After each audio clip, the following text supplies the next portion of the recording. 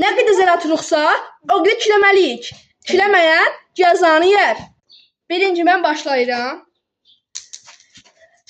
6 kiləməsəm, kitməyi yiyəcəm. Başlayıram. 1, 2, 3, 4, 5, 6, 7, 8, 9, 10, 11, 12, 13, 14. Dostlar, 14 dəfə kilədim. İndi sıra Ömərdədir. Merhaba arkadaşlar, indi bendedir. 6. Ömer 6 ve kiloması çiftler yiyecek. Ara verin. 1, 2. Çiftmeyecek. Harapten çiftme bu Ömer'e. Sen de vur. Şimdi ilk cezanı yiyen Ömer oldu. Şimdi Süphan'da sıra. Hayır.